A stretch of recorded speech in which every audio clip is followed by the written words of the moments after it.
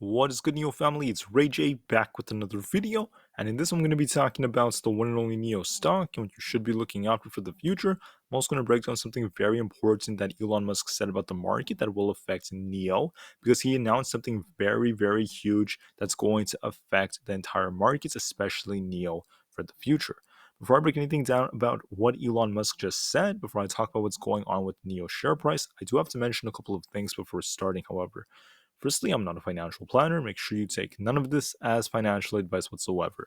And also, if you guys can, please smash the like button if you want to see more videos like this. It not only benefits me, it benefits the entire NEO community as a whole. And the last thing is, if you guys can, please check out the Moomoo link down below and in the description. If you sign up for Moomoo, the link down below, and deposit $100 into the account, you're guaranteed up to 5 free stocks, each worth up to $2,000. And the best part is, any could be a free Tesla share. The offer ends in just 8 days. Check it out before they run out. With that out of the way, let's get on with the video. So anyways, when it comes to the market, yes, we got this really, really nice pump, but what do I see going forward, and what did Elon Musk just say during the time of the FOMC meeting? Elon Musk came out and he said he does not agree with the Fed's policies. He said the Fed has too much latency in their data. The mild recession is already here, which he's basically implying that the Fed is not telling the truth about their possibly being an outcome where we avoid the recession entirely. He's saying we're already in a recession. Then he basically said that further rate hikes, and remember, he said this right before the FOMC meeting, around the time the decision was about to be made. Further rate hikes will trigger a severe recession. Mark my words. He also said that the recession he thinks we're entering is going to be comparable to 2008. And this is coming from Elon Musk himself. So this is very serious, right? I think that a lot of people are taking this as a joke, looking at the stock market, but you have to look at something, okay? The market for Friday started pumping very hard. That's part of why NIO was green. I did mention that that's what I predicted, and that's what happened, right? But here's the thing. As the market's green, is the macro analysis supporting this? You have to think about that. And the answer is not necessarily. Because, yes, Apple gave us good earnings. Yes, Apple pumped and helped the market pump. Yes, but this was used as an excuse to squeeze shorts. They were using this all as an excuse to do so. Because when you look at the data that came out just on Friday, non-farm payrolls, I'm going to remind you guys, were hot. The unemployment rate was low. The labor force participation rate was as expected. The jobs market is too strong. There's not enough unemployment right now. And these things have a tendency of bringing inflation up. What does this mean? Well, this should have been negative for the markets. The market could have even dropped because of this. Instead, the market just gapped up and just kept going, didn't even care. So the point I'm trying to make is, yes, the market could try to keep going, but I can't promise you this is going to last forever, because eventually the bulls are going to run out of catalysts. What do I mean by that? Well, first, look at the banking situation. For the banks, there are way too many banks out there which are still struggling, because a lot of people are running away from deposits. They're not depositing as much money, and it's hurting a lot of regional banks. Secondly, you have to consider that there is a risk of a credit crunch where it's going to become a lot more difficult for businesses to take loans. If that happens, there's going to be less liquidity available and less money being injected into the economy. There are also other, potential black swan events that we don't really know about that could be affected, because when the Fed raises rates this aggressively, something is going to break eventually. Secondly, when you look at, average car prices, not car prices, I mean, gas prices, at least across the USA, we're still seeing relatively high gas prices. We actually saw them increasing from March to April. And then we also saw high manufacturing prices, which do increase the odds of a high CPI. So what am I saying for the markets? Well, Jerome Powell said the Fed is going to be reacting to data.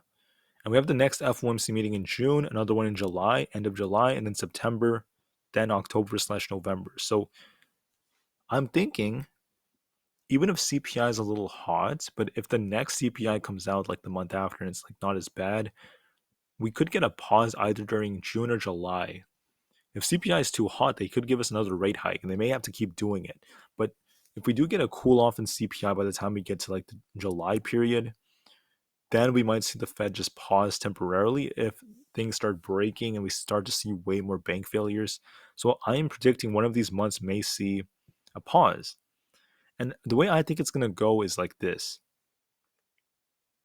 I think that for the people out there saying the market's going to crash, I don't think they're wrong. I think it could happen in the future.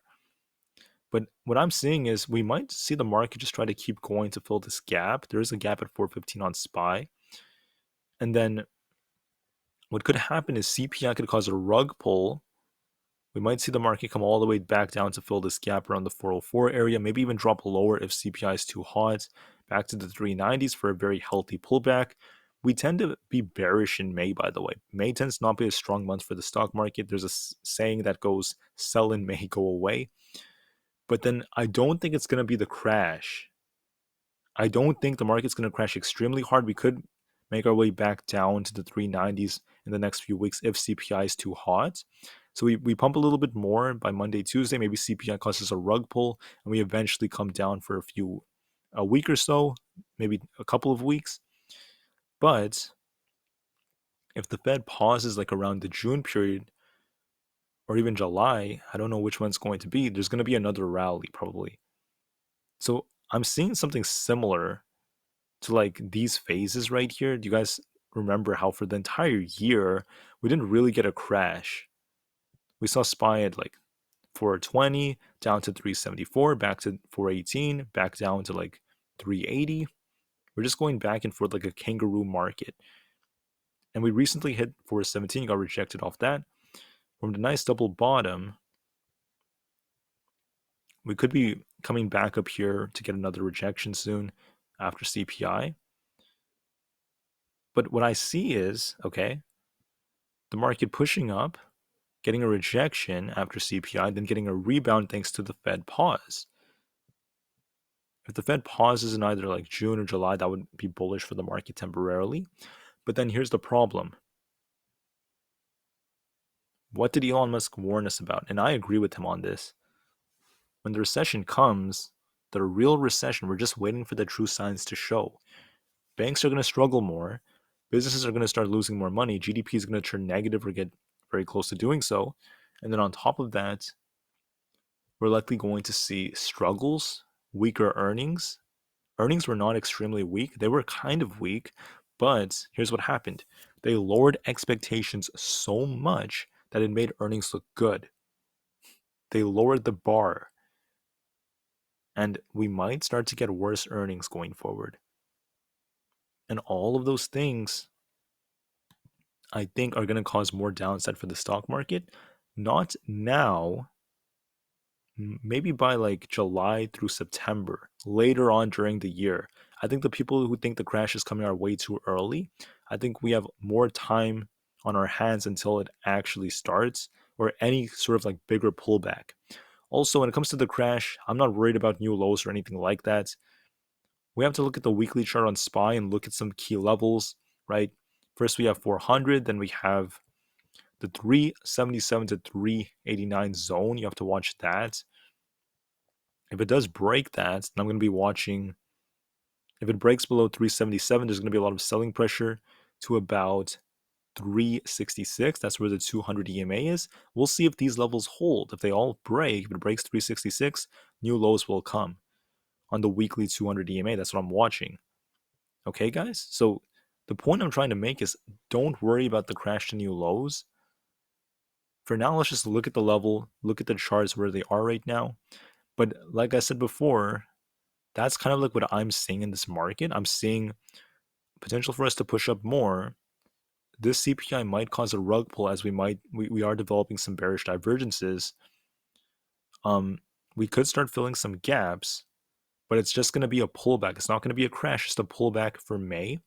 Then a nice rebound by the time the Fed comes out and announces a pause. They could do it as soon as June. Because what if things start breaking? What if a lot of banks start collapsing? Even if we do get a kind of hot CPI, if banks are collapsing hard, the Fed might just say, let's just wait some time. They could do that too. That's what Elon Musk is saying they should do. They could do that. The market could get another rally in June.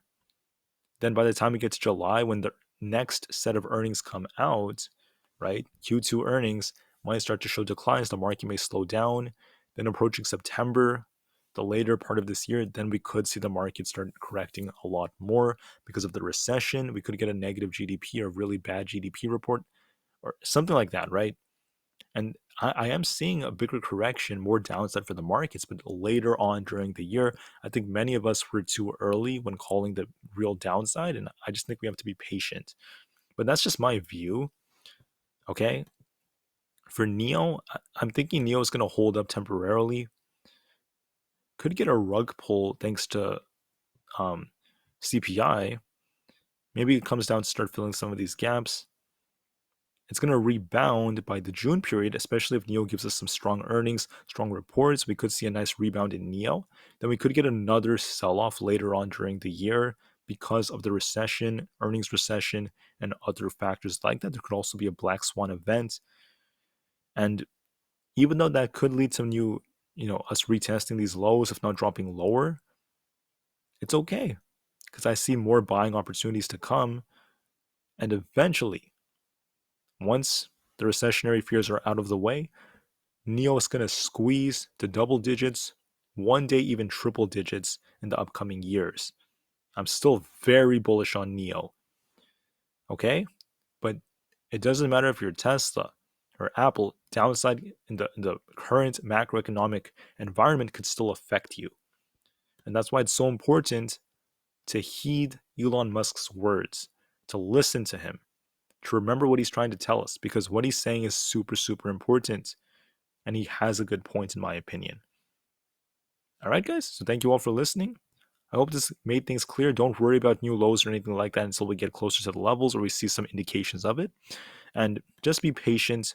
Thank you for listening. NIO to the moon as the long term is very bright. And peace out.